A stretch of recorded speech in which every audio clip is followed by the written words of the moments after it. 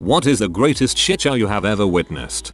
I once witnessed two opposing groups of drunk men fighting at 1 PM in the middle of the street. The fight was then successfully broken up by a dude who came out of nowhere, who was dressed up as Ronald McDonald. I often lay up nights thinking of what could possibly have been the context.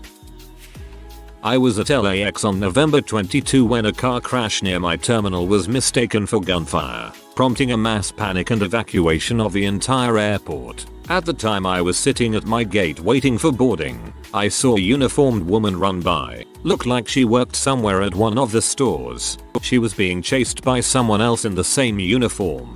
I thought to myself, haha, that's cute, two airport employees playing tag in the airport for whatever reason. 3 seconds later I hear yelling and about 1 million people ran behind them and it made sense. I picked up my bags and began walking to the nearest exit trying to keep my head. There was tons of screaming and a lot of people deering in the headlights. I must have passed about 50 people just lying in piles on the floor with their luggage. Hiding? Not really sure what their plan was, as we were about 20 yards from a very clearly marked exit. After pointing it out to as many of them as I could, I exited and we waited a bit before they let us back into the same terminal. Still no one knew what had happened, and moments after being let back in, a squad of armored officers with rifles ran through screaming bloody murder for everyone to get on the floor. After another hour or so we were all evacuated back to security screening, probably because they let thousands of people back into the terminal after the original panic without pre-screening. Going through the security check again took like 4 hours, with crowds of people as far as I could see in every direction. LAX was a layover too for me. My delayed flight still took off without me and I had to sleep on the floor of LAX Terminal 4 till the next flight out in the morning. It was quite an experience. Seeing so many people crap the bed during the panic was a real eye-opener. To be fair, I believe this was a couple weeks after the Tsar shooting there. I was at LAX. Say no more. That entire airport is a never-ending crap show, even on the best of days. A few years back I walked into a nightclub bathroom to witness a rather inebriated patron leaning at a near 45 degrees against one of the urinals. I stepped up 2 urinals over, as courtesy dictates. Moments later in my peripheral vision it looks like this guy has either got a second wind, pulling some new dance moves, or is performing an exorcism. I guess it was the latter, as seconds later he's vomiting like Linda Blair. Unfortunately in his state his dance moves are pure instinct and he goes to cover his mouth. Midstream, he ends up pee all over his jeans and shoes. He notices this so he goes back to grab himself, but still in cover mouth mode. It ends with him sort of cupping his hands around his crotch, so he's just catching most of his vomit around his member. I'm now looking at a guy clutching his stomach contents around his junk. Then the flow starts again. It's like the saddest fountain in the world. The worst part was the look on the attendant's face. No amount of CK1 was sorting this out. I just imagine the room slowing down for the attendant with dramatic music in the background while images flash between the ongoing shitshow and flashbacks of his past while thinking about what better things he could have done with his life to not be in that situation. New Year's Eve, quite a few years ago, my oldest daughter, then 5 years old, was staying up till midnight for the first time. Foreshadowing. She spent the whole evening basically sucking down soda and shoving chips etc in her mouth. Right after the ball dropped she fell asleep on the couch, so I picked her up to take her upstairs. I've got my arms under her butt and she has hers around my neck and her head is on my right shoulder. I got as far as the kitchen when she made a weird noise and I felt her stomach move. Frick. Vomit starts pouring out of her mouth, down my back and all over the kitchen floor. Since it's falling from 5 feet in the air, it's also splattering up the walls. My wife is yelling at me to take our daughter to the bathroom, but that would spread the puke further. So for a good 3 minutes I just stood in a puddle of vomit letting it all come out and run down my back. When it was all out I let my uncontaminated wife take my daughter to wipe her face and put her to bed. I stripped off, threw my clothes in the wash and mopped the kitchen floor and walls in my underwear. As a daughter who pretty much did the same thing to my dad 48 years ago, thank you for being such a great dad. My 80-year-old father still tells people about the time I barfed all over him. I was at a party once on an island with a group of friends when another group of guys came. They were all bigger and older and drunk before they got there. They kept disrespecting us and the owner's house, and we ended up getting in a brawl with them in the driveway. Even though they were all bigger, they used rocks and bottles. My friend got a croquet mallet and hit a dude full force in the forehead. I will never forget the sound it made, and everyone just stopped fighting. One of the girls started screaming, "Oh my god, he's dead. He is dead," and all the rest of them started to cry and ran into the house. Cops and EMS came. Cops arrested my friend on attempted murder and EMS took the downed guy to a helicopter pad to get immediate attention from hospital. Turns out the guy had a fractured skull and bleeding from the brain, and the only reason he wasn't a veggie was because of the helicopter. They dropped charges against my friend, citing self-defense. Freaking Martha's Vineyard fights are no joke. I kind of invoked the crap show by sharing an extremely innocent link on my mom's Facebook wall. It was a link to the Bath & Body's Christmas air freshener sale, and this particular one was shaped like a snowman. My mom loves snowmen. Anyway, my uncle has about 10,000 screws loose in his brain and does crazy crap constantly, but this one has to be the craziest crap show ever. My uncle kept commenting on the post of the snowman air freshener about how air fresheners are bad for your health and that's why there are so many gay and trans people in the world. He claimed the air freshener produces pheromones that turned fish into hermaphrodites and that they have effects on the human brain.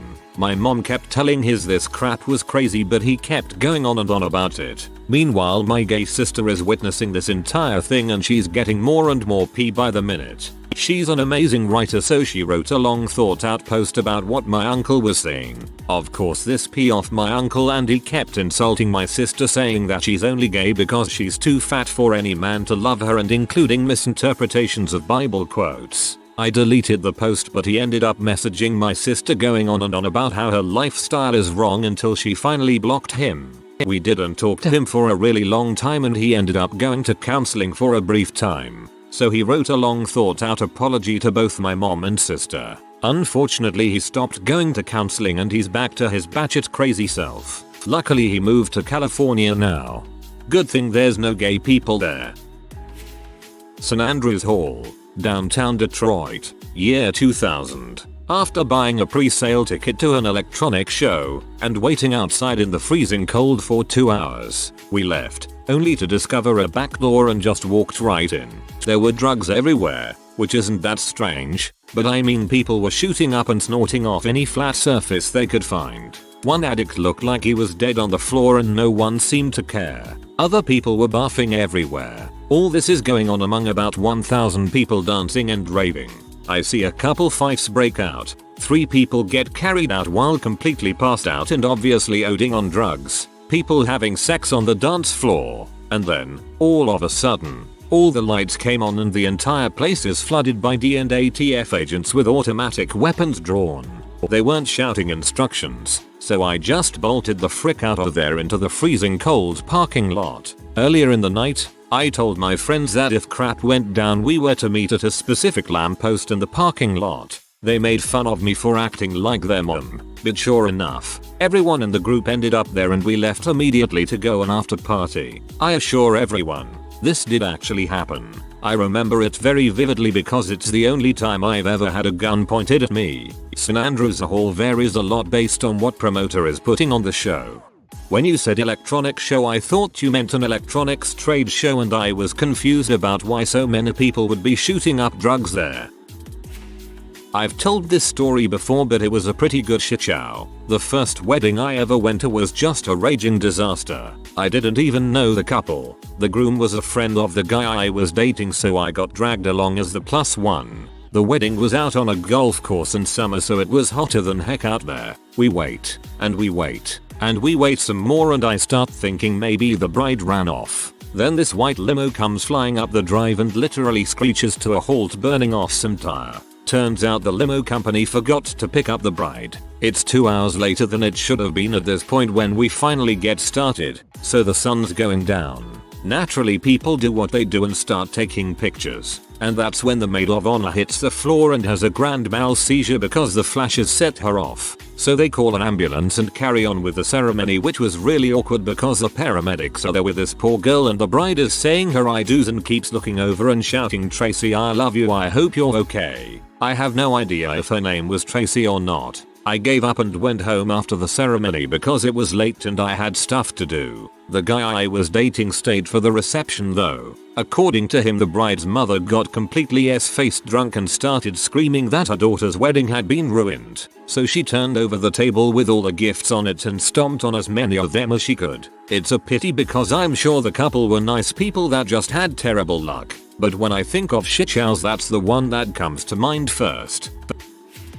We had a tequila night at my friend's lake house, and needless to say, all 5 of us hot got hammered. Well, as I was coming out of my blackout holding a door I ripped off the wall to the bathroom, I noticed everyone drinking out of the sink. Desperate to sober up, I was too drunk to make it over to the sink, so I just sat down and passed out. When I woke up, literally everyone was projectile vomiting. Turns out the tap drew from the gnarly lake water. I just remember looking around part hungover, part drunk, part dead, at everyone looking like that scene from The Exorcist and just thinking, frick, and passing out. In college, some guys all took shoots in the same toilet and then put a huge firework in it and exploded the toilet. We saw them running out of the toilets and up the corridor laughing, then shortly afterwards heard this almighty bang. Myself and a couple of others went in to see WTF happened. Literal shitshow. I'd hate to be the last one to crap.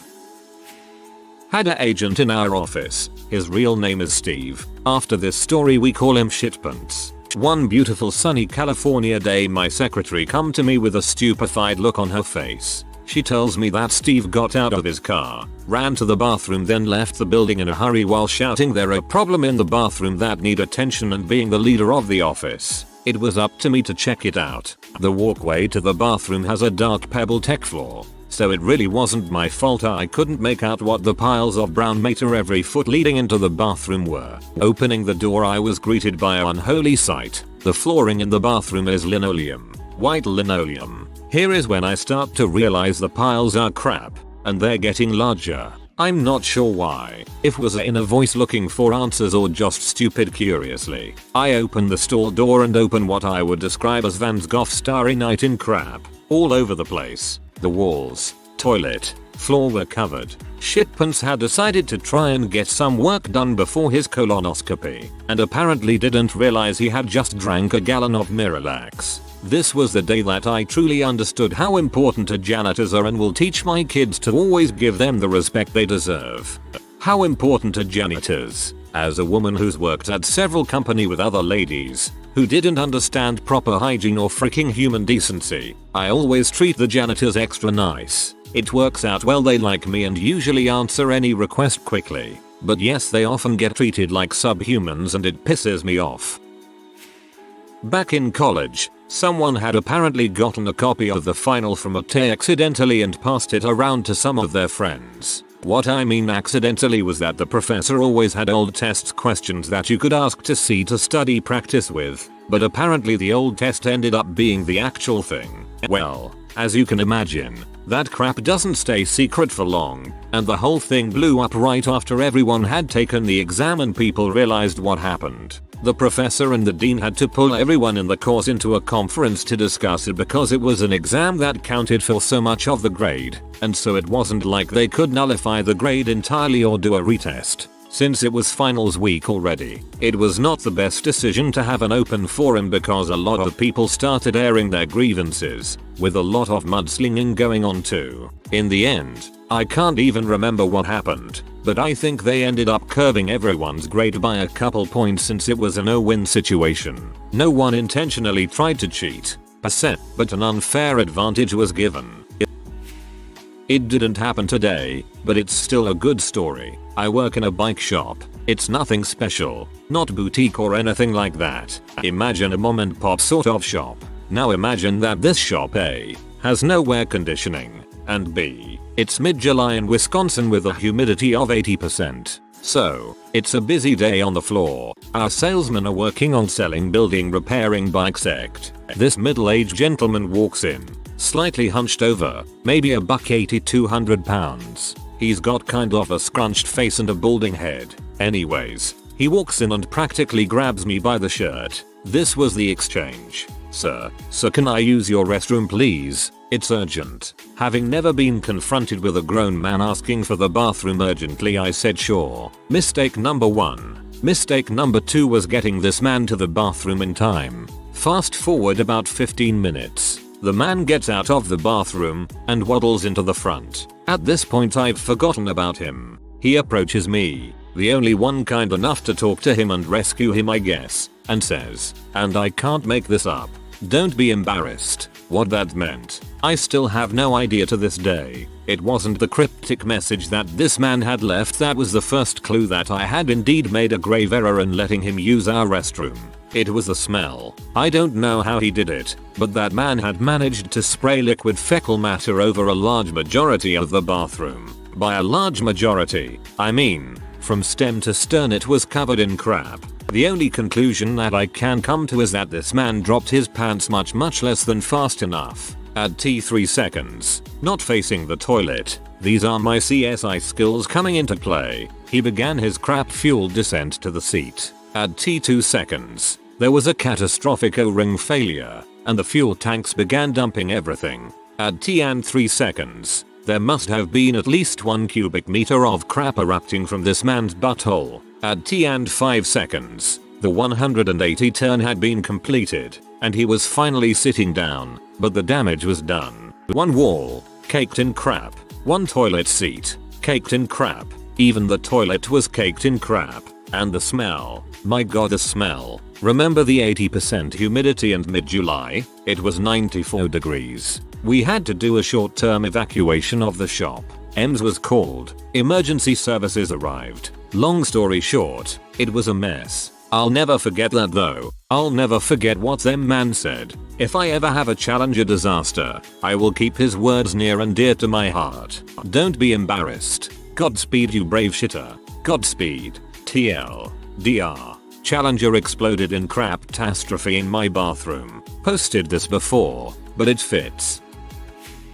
The captain of my first duty station in the Navy, a dock landing ship which shall not be named here, was relieved of his command and forced into retirement for running us aground off the coast of North Carolina. Just try to imagine a 632-foot long US Navy warship, hazy gray and underway, stuck on a sandbar. It was the shitshow to end all shitshows. It took the tugs a full day to get us unstuck, and then we were in the yards for over a year repairing the damage to the screws, the main shafts and the turning gears. The skipper was reportedly drunk on the bridge when it happened, and tried to pass the buck off on the QM3 who was on duty with him. I was sleeping behind the EOS console in main machinery room 2 when it happened. Between the violent lurch of the ship and resulting alien motionlessness, the sound, the console alarms, the GQ alarm and the panic I woke up to, I thought I was going to die. In the end it was just embarrassing. The Navy Times had a hard time getting a quote from anyone in the command regarding the incident.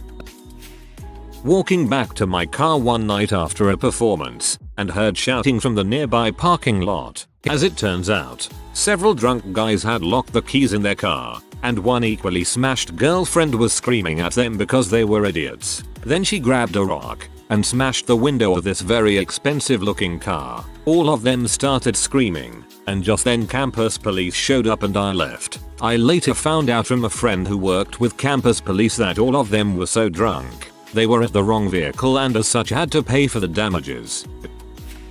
My second cousin's wedding.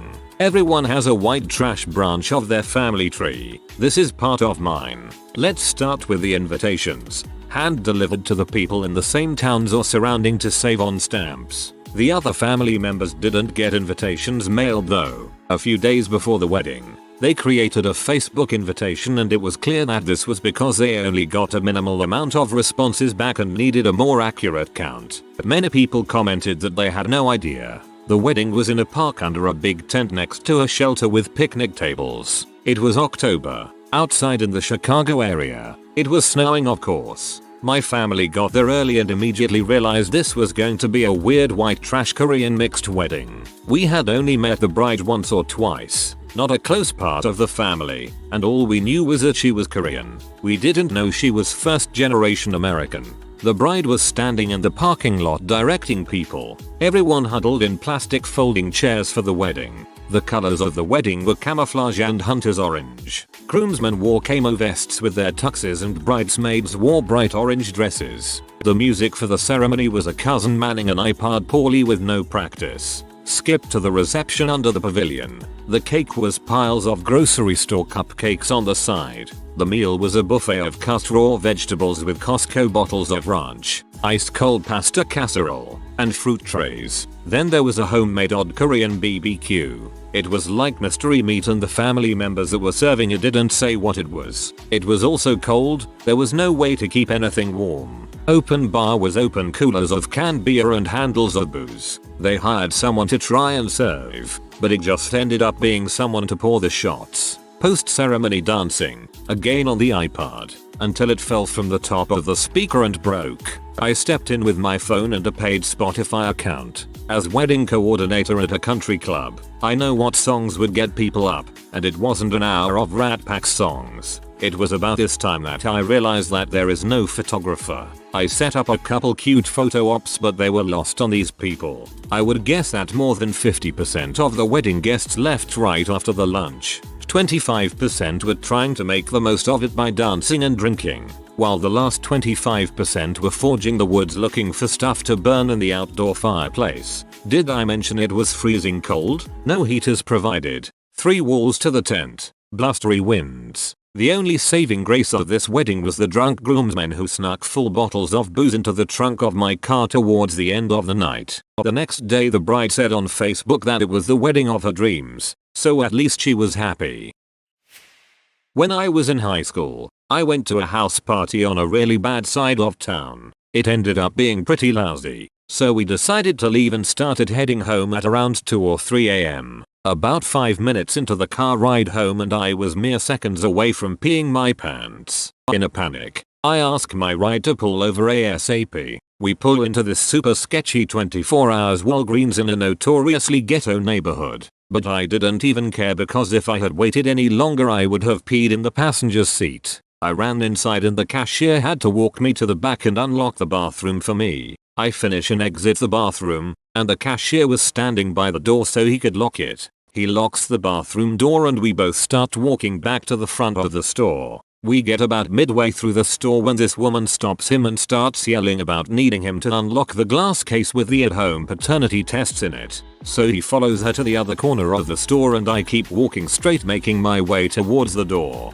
I get outside and there is a old, crappy Chevy Trailblazer parked by the door. Not in a parking spot, by the door. Literally parked on the sidewalk curb in front of the doors. Inside are 4 or 5 guys screaming at each other. At first I couldn't really tell what they were saying because they were all yelling over each other. Then I heard it. "You'll know that baby ain't mine. I only ever put it in her butt NIA. You know you can still get pregnant if you put IT in the butt."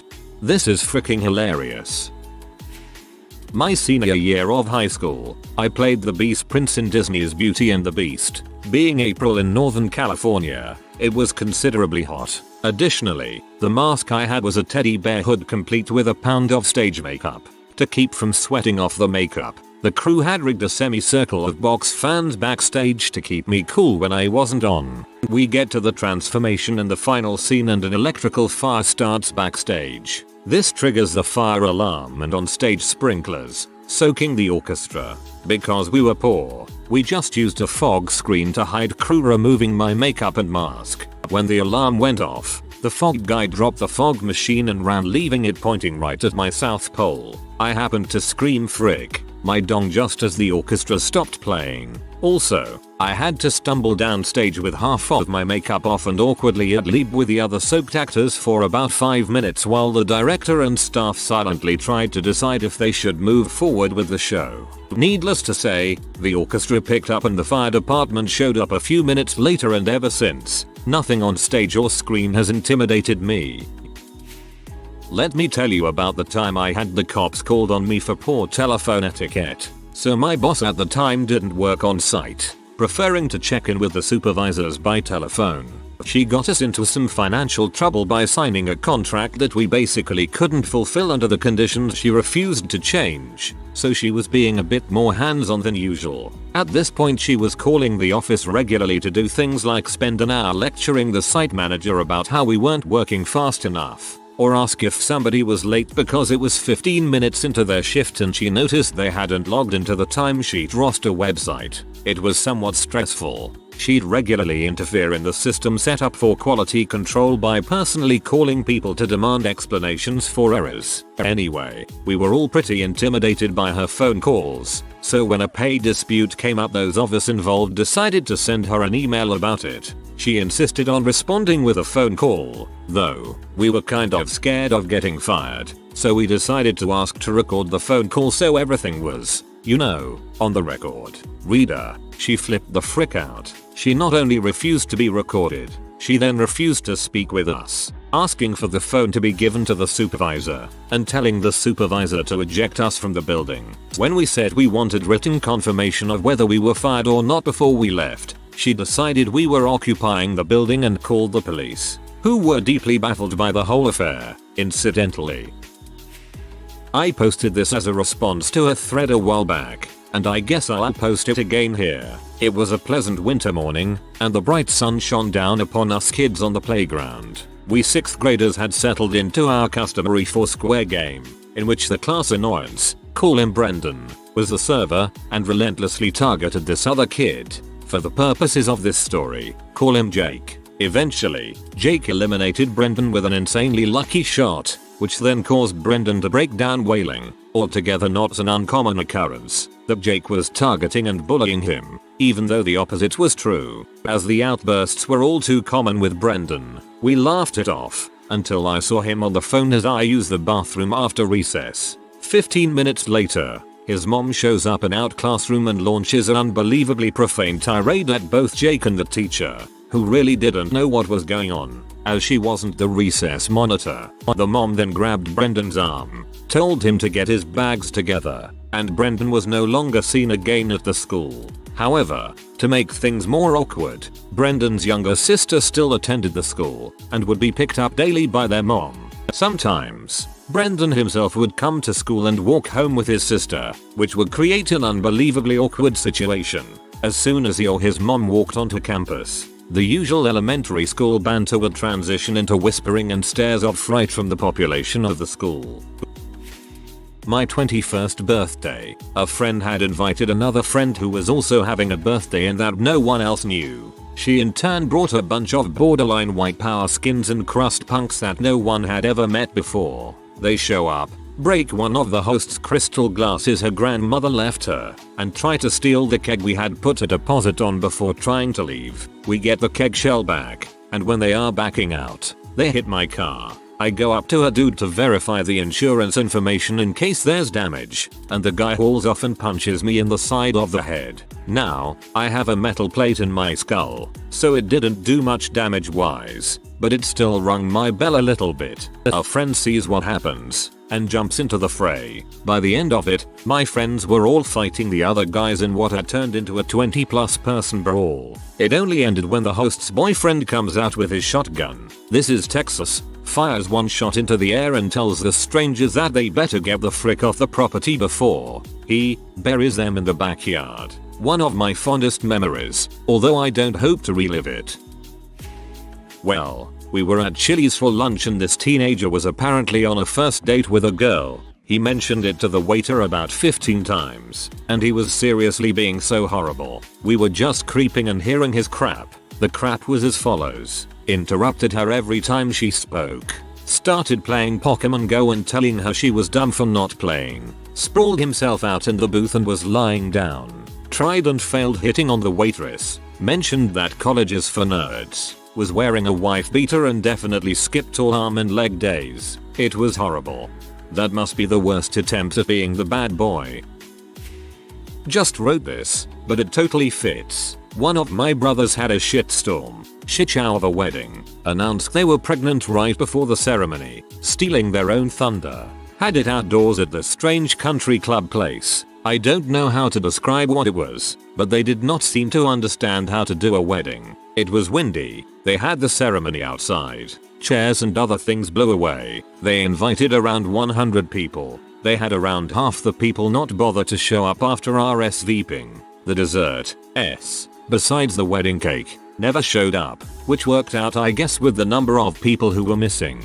He asked me to give a speech, like just called me up to say a few words without any warning. After telling me my daughter wasn't allowed at the wedding because it was no children, which I might have understood had they not allowed the maid of honor and the bride's sister to each bring their children as exceptions. One a newborn, one a few months older than my daughter. It turned out I wasn't the only one asked to give a speech without being warned. My other brother gave an epic speech. He just said, "I'm a cop, and if your relationship was a car on the highway, I'd give you a speeding ticket and say slow down cause you're going too freaking fast." And then he sat back down. They were divorced before they made it to 1 year. Good thing your other brother could dispatch medical code 3 to deal with the burn victim. Had a party at a friend's house. His roommate is found passed out in the driveway. They take him into his room. He wakes up enough to get in bed, so we leave him with trash can next to him. Before my car leaves, the DD sends someone to check that the roommate is okay. He comes back laughing and says he was breathing and he was naked, so I didn't check any closer than that. Next day, I go over to help clean up. There are about 50 tea candles all over the house. Roommate is sitting at the kitchen table looking like death. I ask, "You okay?" His response, "I crap." I ask, "What's with all the candles?" His response, "No, I crap." I ask for details and he outlines the following tale of horror. This is as close to word for word as I can give. I woke up in a burrito of my own crap. I had to throw away all of my bedding. I got crap on the ceiling and the walls. I crap in all of my shoes. Oh yeah, and I opened my German textbook, pee in it, then put it back on the shelf. I have scrubbed my room clean, but the smell remained, so I bought 100 tea candles to mask the smell until we can air out the house. At this point I was laughing so hard I couldn't breathe. It was almost a week before they stopped burning candles to hide the smell. When I was 15 I obtained a PDF version of Anarchist's cookbook, made a few things at first, then decided to go big and make some homemade plastic explosive. Made about 10-20 pounds of it, 25-50% of military grade, if that. Went to a cement factory with a big yard, pulled a porta potty into the center of the yard, installed our homemade blasting cap, ran to a safe distance. 5, 4, 3, hey what are you kids doing? 2, 1. Boom, and it literally rained crap for 5-10 seconds. The security guard who just yelled at us wiped his eyes clean and proceeded to inform us of how much trouble we were in. 3 days later get woken up at 4 AM by 2 huge Samoan guys on either side of my bed. They then escort me to RTC military school in Utah. I was in Walmart once. I know what you're thinking. Auri, this is how they all start. And you're right. So my girlfriend and I are buying stuff for our new apartment, and there are these kids in the sports aisle across that little aisle highway, playing with a football. Kids being kids. One was IDK, 13ish, and the other was younger, maybe 8 or 9. Well, the littler of the shoots tosses the football a little too high to his older brother, and it knocks over some boxes on the top shelf of the aisle behind them. Immediately, a large man screams bloody murder from that aisle. The 2 kids freeze and look at each other for some sort of direction as to what to do. They decide to see what happened. I walk over there too, telling my GF that I'm looking for something in the next aisle. This is where it gets good. Well, the box that fell was in the fishing and hunting aisle, and it fell right through the display case where all the knives are, shattering the glass and lodging some shards in this poor old man's hands. He is furious and dementia ridden. I'm pretty sure the kids are too late to run. As soon as they round the corner with their guilty looking faces, he knew. So he chased them. Slowly. He's an old man. He can't run very fast. Okay, he hobbled. The kids start to run. Right as the boy's mom comes over to check on her brats, who run right by her. Old man shardy hands. Shard still in his hands. Tries to stop short, but couldn't. So he put his hands up to brace himself, slicing open the mom. She had cuts on her hands, face, shoulders, and even got some shards in herself too. Well, she fell over, and the kids were gone, and the old man is confused, and security comes to fix the situation. I'm reeling. Long story short, it took 3 security guards to get a hold of the old man's shard hands, because he insisted he doesn't need help swatting his shards at the guards when they tried to get close. EMTs came shortly after and told us bystanders to GTFO. Never change. Walmart. Old man shardy hands. Shard still in his hands. I love you. Flying 530 flight Houston through Dallas after a night of margaritas and heavy duty jalapeno queso. I realize, man, I've got a shitstorm brewing. Land in Dallas and it's the Friday morning rush. Restrooms are packed. I mean cheek to flapping jowl. 3 deep waiting for a stall. My cheeks are clenched tighter than Fort Knox, knowing what's coming. Finally getting into the stall. The storm breaks with a massive microburst, burning everything it touches. Wipe, then guts gurgle and another burning drip. Spatter, wipe, repeat. Finally the end seems in sight. I become aware the bowl below me is so full of paper, it's almost touching my butt. Suddenly, the auto flush triggers. The wad of paper goes down and then clogs. The fluid level starts rising. What do? Should I shout out a warning? Time is of the essence. I grab my pants up, buckle my belt, snatch my computer bag and bolt out the door just as the sewage starts pouring over the edge of the bowl. Dashing into the dense crowd, I hope no one cammed me as the perp. Behind me the doors of the 2 adjacent stalls burst open. A guy with his pants around his knees is hopping out dragging his bag. On the other side, a guy leaps out with toilet paper streamers hanging from his butt, leapfrogging out of his stall. The crowd outside is still cheek to jowl. He falls over into crowd. People go down like bowling pins. I hear screams behind me over the sound of water pouring on the tiles. Run. Don't look back. Every single case I deal with in the Coast Guard is generally a crap show. This the 3rd of July I got a call at 1 in the morning about a 30 featuring boat out of gas and we were sent searching for it. I already had been out for 6ish hours so I was tired. Find them 5 miles offshore flashing a flashlight. 7 people on the boat, 1 being a 16-year-old kid. 1 drunk guy is paddling with an oar telling us if we have to charge them to tow them back in to just take the kids and women and they will paddle 5 miles back. The man was obviously crap-faced. He then tried to stand up to grab something from the boat falling down where we realized he had a broken hurt ankle. The actually operator had a bucket of beer under the wheel. DUIB. So we make preps to tow them back in and as we are towing them and they decided to take shots. Get back and the operator blows over the legal limit but tries to argue that isn't fair because he wasn't operating when we came out finding them paddle. Just a real crap show. I ended up out till 6 in the morning.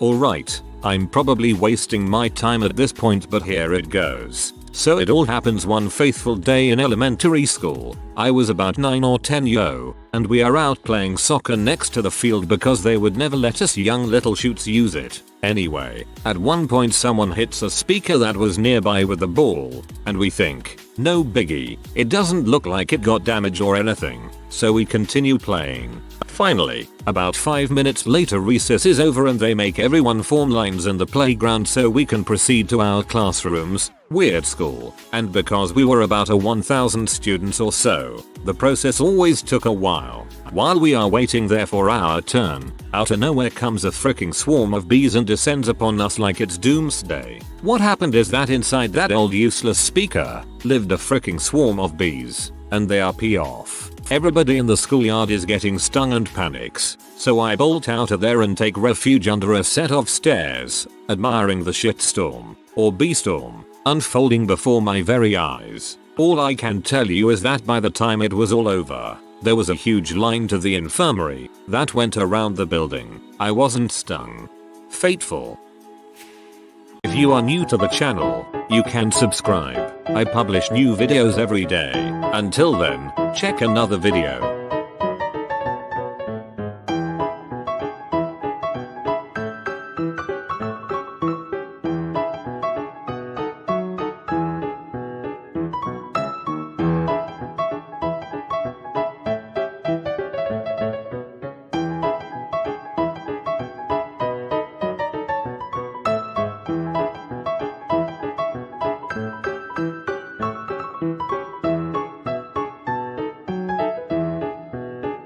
Bye for now.